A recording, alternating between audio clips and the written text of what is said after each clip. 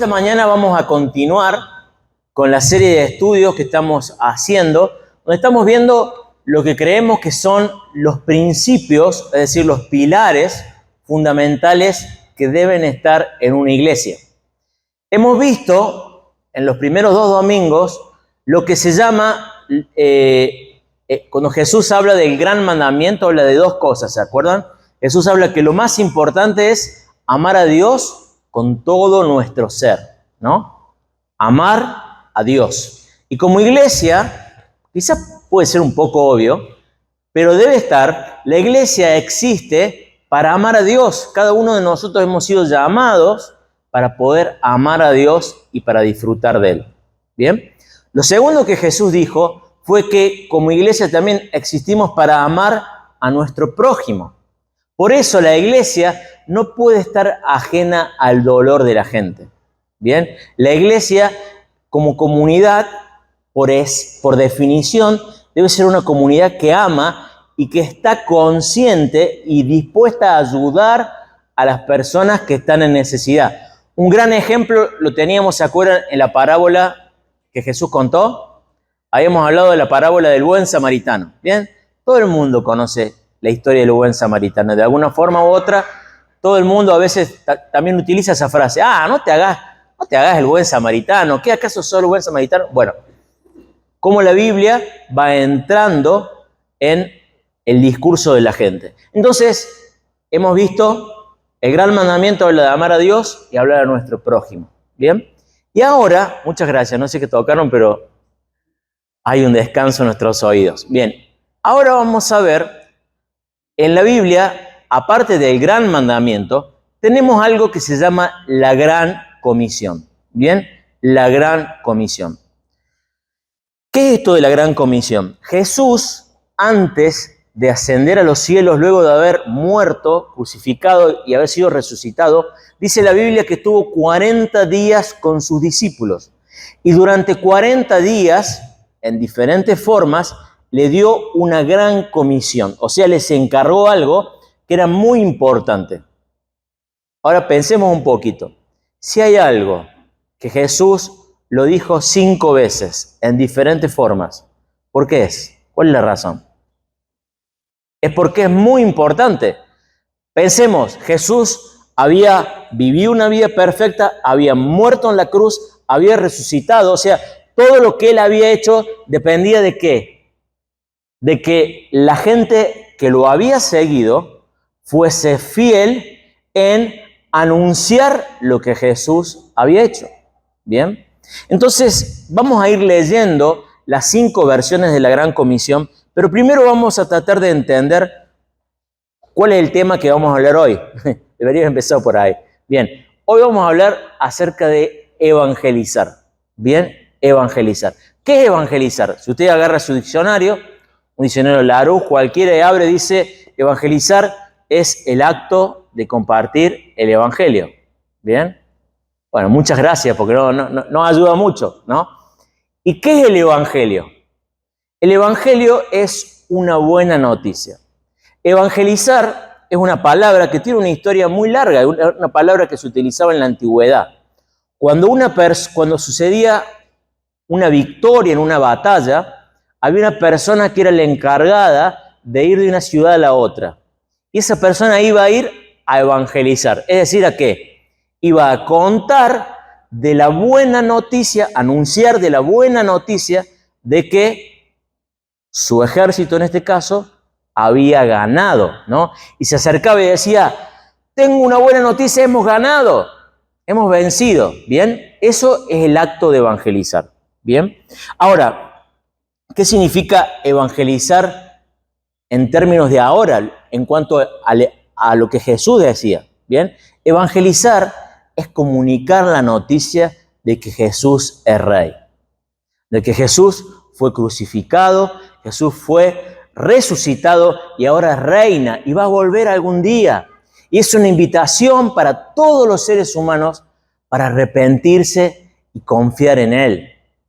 Eso es evangelizar. Y ahora rápidamente vamos a ver las 5 veces que sale en el Nuevo Testamento. Le invito a abrir en sus Biblias. Vamos a empezar en el Nuevo Testamento, en el Evangelio de Mateo, capítulo 28, lo vamos a leer a Mateo, que es el encargado de multimedia.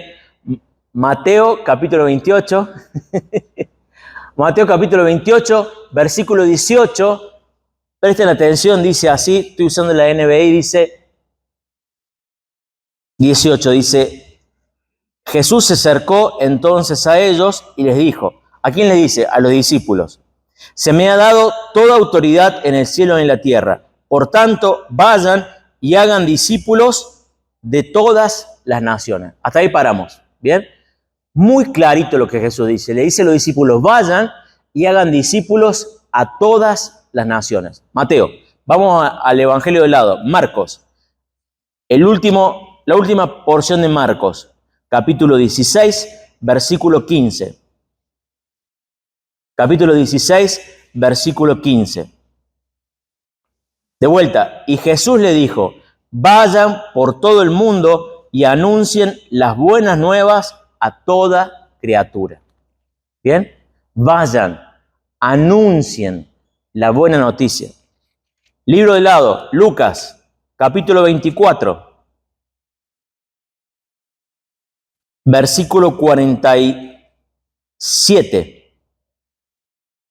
Jesús viene diciendo a los discípulos que que lo que estaba pasando era el cumplimiento de la Escritura y que pasaría lo siguiente, dice, y en su nombre, es decir, en el nombre de Jesús, se predicará el arrepentimiento y el perdón de los pecados a todas las naciones, comenzando por Jerusalén. ¿Bien? Si vamos hilando, estas personas que eran sus discípulos que estaban encargados de ir, iban a anunciar este mensaje que era el arrepentimiento para el perdón de los pecados e iba a ser para todas las naciones. El Evangelio del lado, Juan, capítulo 20, versículo 21. Juan 20, 21. Dice, Jesús se le aparece a los discípulos y le dice, la paz sea con ustedes, repitió Jesús. Como el Padre me envió a mí, así yo los envío a ustedes. ¿Bien? Jesús le dice a su discípulo, así como mi Padre me envió y yo he venido en una misión y la he cumplido, yo ahora los envío a ustedes en una misión. Den vuelta a 2 páginas y vamos a ver la última versión de la Gran Comisión. Hechos capítulo 1, versículo 8. Hechos capítulo 1, versículo 8, dice, pero cuando venga el Espíritu Santo sobre ustedes, recibirán poder y serán mis testigos, tanto en Jerusalén como en toda Judea y Samaria y hasta los confines de la tierra. ¿Bien? Jesús les dice, yo los envío, ustedes deben ir a todas las naciones, deben ser testigos, así como mi Padre me envía, yo los envío, pero ¿saben qué? No los dejo solos. Van a recibir poder porque van a recibir el Espíritu Santo que le va a dar capacidad para testificar, es decir, dar testimonio, es decir, contar lo que Jesús había hecho. ¿Bien? Entonces, ¿qué es evangelizar? Es compartir las buenas noticias de que Jesús murió en una cruz, al tercer día fue resucitado y ahora reina. Y está invitando a todos los hombres y mujeres en todas partes que se arrepientan y puedan ser parte de la gran familia de Dios. Ahora, quizás algunos de ustedes hayan escuchado una frase que se le atribuye a San Francisco de Asís, que es la siguiente. San Francisco de Asís dijo, predica el Evangelio siempre y si es necesario, hazlo también con palabras. Vamos de vuelta, porque no es tan fácil. Dice, predica el Evangelio siempre y si es necesario, también hazlo con palabras. ¿Bien? ¿Qué es lo que está diciendo este hombre, San Francisco de Asís? Él decía que debíamos vivir el Evangelio, o sea, tratar de modelarlo con nuestras vidas y si era necesario a veces anunciarlo con nuestra boca. ¿Bien? Ahora, yo entiendo lo que él dice y no estoy en contra de lo que él dice porque es importante que lo que estemos diciendo, ¿no? Que lo que hacemos con la mano no lo borremos con el codo. Es importantísimo. ¿Bien? Pero hay un error aquí conceptual, porque el evangelio no es solamente comportarse bien. El evangelio es algo que debe ser anunciado, ¿bien? Es un mensaje para compartir, no solamente para vivir. Por supuesto que hay que vivir como el Señor quiere y modelar el evangelio, pero es un mensaje que debe ser transmitido, ¿bien? El evangelio es algo que debe ser anunciado, verbalizado, ¿bien? Entonces, esto es evangelizar. Recién nos acordábamos con Cristian, estábamos hablando, y nos acordábamos cuando éramos creo que 15 éramos, en el garage de la casa de Eduardo. ¿Se acuerdan, Eduardo? Y acá hay algunos de los que empezamos cuando estábamos en un garage chiquito, ¿bien? Y bueno, ¿de qué se trata todo esto que estamos haciendo en la iglesia, que alquilamos un hotel? ¿Por qué lo hacemos? Porque creemos que nuestra ciudad necesita el evangelio, que nuestros vecinos necesitan saber que Jesús es rey, de que Él murió, que Él resucitó y que Él va a volver. De eso se trata esta iglesia. Por eso es parte de nuestro ADN, de compartir la buena noticia de Jesús. Ahora, creo que todos estamos de acuerdo sobre la importancia de evangelizar. Bien, debemos evangelizar. De eso se trata esta iglesia. Ahora, lo difícil es, yo no sé si a ustedes si les pasa, pero a mí me cuesta evangelizar. No es fácil, no es algo que salga de forma natural. Y no siempre lo hago y lo hago bien, ¿no? Entonces, lo que vamos a tratar de aprender entre todos es cómo podemos hacerlo. ¿Cómo podemos ser mejores testigos del evangelio? ¿Cómo podemos compartir de Jesús en forma práctica? ¿Bien? Y para eso vamos a estudiar un caso, ¿bien? Vamos a estudiar a una persona que era muy hábil a la hora de compartir el evangelio. Acompáñenme el libro de Hechos, capítulo 17. Vamos a ver quizá una de las personas que el Señor más utilizó para compartir el evangelio. Bien, este hombre se llamaba Pablo.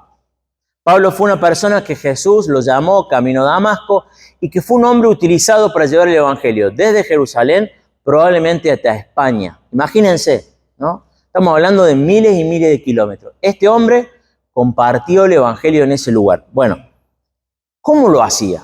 Bien, y acá nos vamos a concentrar en 2 versículos y vamos a sacar principios fundamentales para poder compartir el evangelio nosotros hoy en día. Hechos capítulo 17, versículo 16 y 17 dice lo siguiente.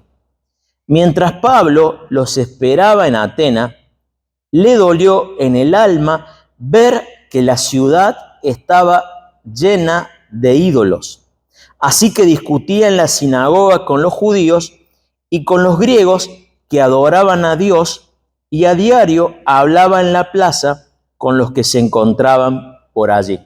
Bien, en estos 2 versículos hay aparentemente muy poca información, pero ya van a ver que hay muchísimas cosas que podemos aprender de estos 2 versículos. Bien, para poder evangelizar como Pablo, lo primero que tenemos que hacer es ir a donde Pablo fue. Vamos a ver, acá nos dice que Pablo estuvo en 2 lugares. Versículo 17 dice, discutía en la sinagoga, bien, con los judíos, y con los griegos hablaba en la plaza. Bien, Pablo cuando llegó estaba en esta ciudad tan importante, Atenas, que es el lugar donde es la cuna de la filosofía occidental. Él estaba allí y estaba esperando a sus amigos, a Timoteo y Silas, ¿bien? Y no se tomó un descanso, ¿bien? Como buen apóstol y evangelista, vio eso como una oportunidad para compartir el evangelio. Entonces fue a la sinagoga. ¿Y quiénes estaban en la sinagoga? Los judíos, ¿bien? Pero aparte de los judíos, había 2 tipos de personas que estaban. Estaban los prosélitos, que eran personas que no eran judías, y se habían circuncidado, y también estaban los temerosos de Dios, que eran los que simpatizaban con el judaísmo, pero no eran lo suficientemente valientes como para circuncidarse. ¿Bien? Entonces, Pablo estaba allí compartiendo el evangelio. ¿Bien? Ahora, no solamente iba a los judíos, sino que nos dice, fíjense, que iba a la plaza. ¿Bien? Ahora, ¿cuál es la imagen que se le viene a ustedes cuando hablan de la plaza? No sé, a mí se me viene la Plaza Alén, que era cuando jugaba cuando era chico, quizás alguno de la Plaza San Jerónimo, la Plaza del Barrio. Bueno, no es eso lo que está diciendo aquí. Bien, la plaza, en este contexto, era lo que se llamaba el ágora. Era el lugar más importante, era donde estaba el mercado principal, donde se hablaba de todos, donde se discutían las ideas, donde iba todo el tipo de gente a vender sus cosas, a hablar de las cosas nuevas. Iba allí, ¿bien? Un ejemplo que creo que podemos, digamos, traer a colación para tratar de entenderlo es, ¿vieron las ciudades, todas las ciudades aquí en Latinoamérica, en la plaza, ¿no?, estaban las principales instituciones? ¿Bien? Si se van a la Plaza San Martín, tenés la plaza, enfrente tenés la iglesia, después tenés el cabildo y hay mercado alrededor. Bueno, la plaza era el lugar central. ¿Bien? Entonces Pablo no era un hombre que, yo solamente le voy a predicar a los que están interesados en las cosas de Dios. No. Pablo iba y hablaba con todos. Hablaba con los, en este caso ya van a ver más adelante, hablaba con los que no tenían ni ganas de hablar de Dios, que eran ateos, que eran los epicúreos y los estoicos. Hablaba con todos. Entonces, ¿cuál es el principio que debemos aplicar aquí? El evangelio es para todos. Y el evangelio debemos llevarlo ¿a dónde? A todos lados. ¿Bien? Mañana lunes, cuando lleves los chicos al colegio, lleva el evangelio. ¿Bien? Mañana lunes, cuando vayas a trabajar, que el evangelio vaya allí. Mañana lunes, cuando abras, no sé, la peluquería o hablas el negocio, que la gente que venga pueda llevar el evangelio, ¿no? Donde cada uno de nosotros estamos, allí puede ir el evangelio. ¿Por qué? Porque el evangelio es para todos. Es para todos. ¿A dónde fue Pablo? A todos lados, ¿no? No dejó piedra sin dar vuelta. ¿Bien? Como se dice.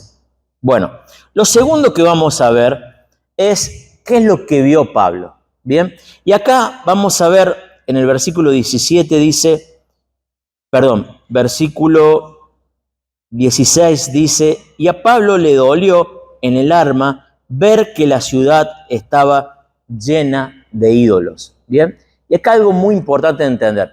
Acá nos dice que Pablo vio.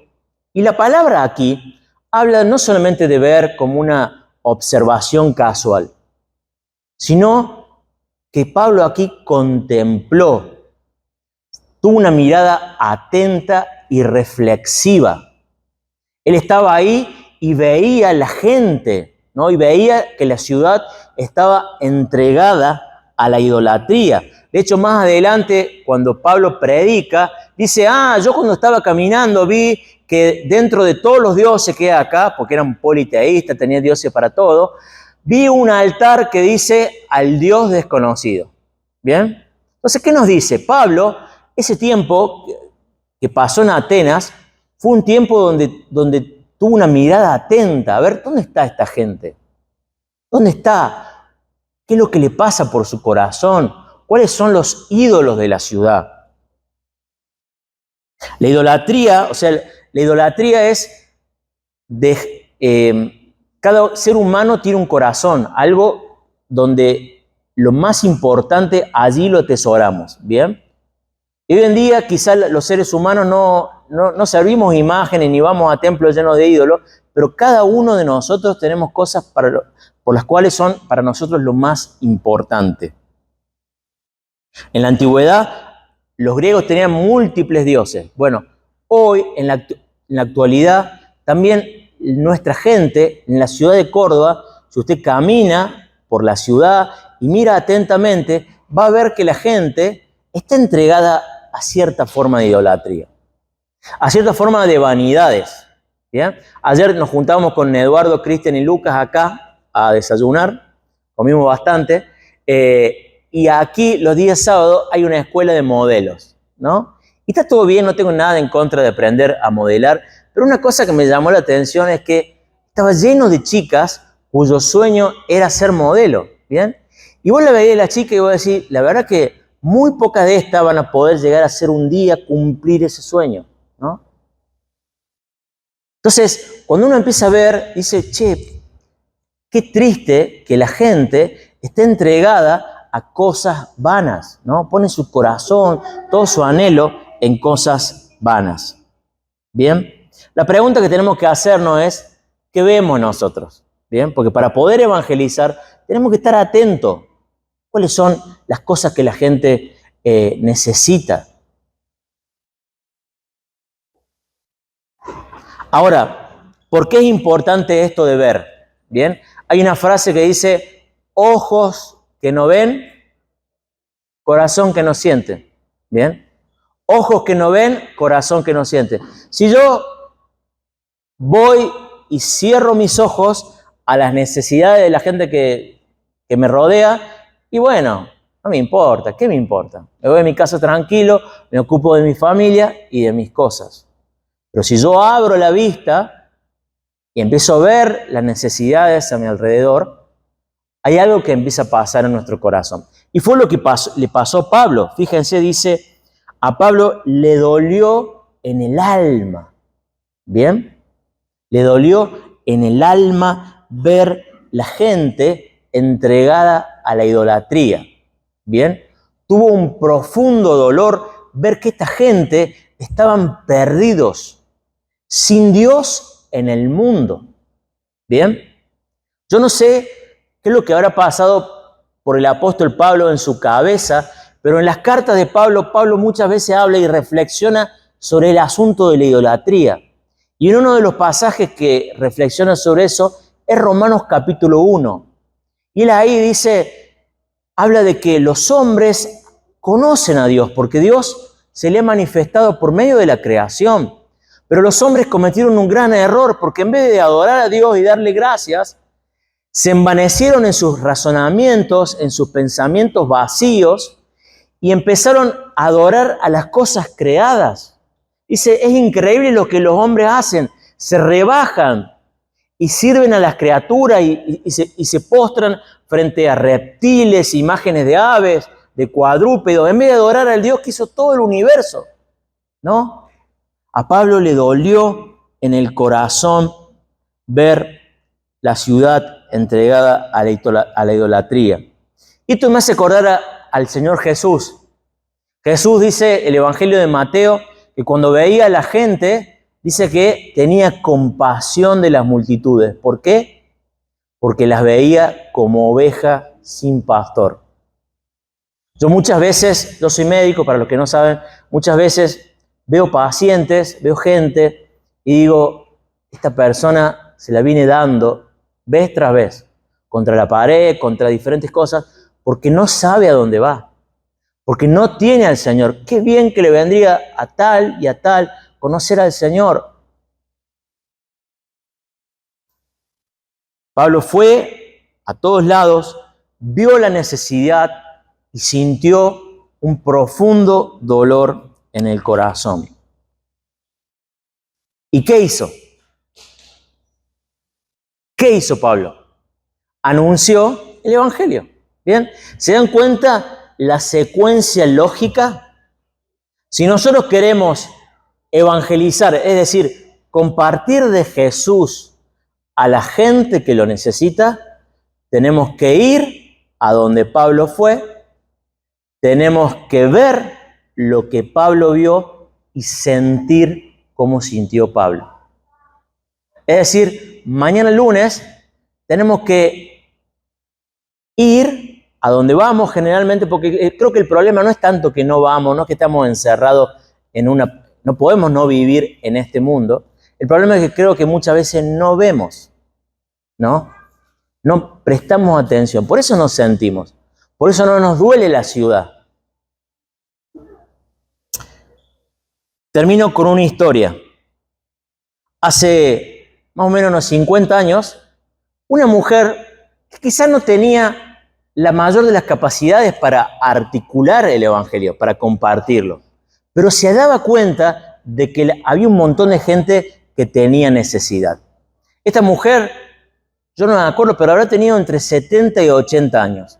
Esta señora, ¿qué hacía? Tenía la costumbre de regalar Biblias y orar por la gente a las cuales se las regalaba. ¿Bien? Y hace como más o menos unos 43, 44 años, esta mujer se encontró con su médico que le había operado. ¿Bien? Y le regaló una Biblia. ¿Bien? Y el médico, cuando recibió la Biblia, dijo lo siguiente: esta vieja, en vez de regalarme una botella de vino, me viene a regalar una Biblia. ¿Está? Qué desubicado el médico, ¿no?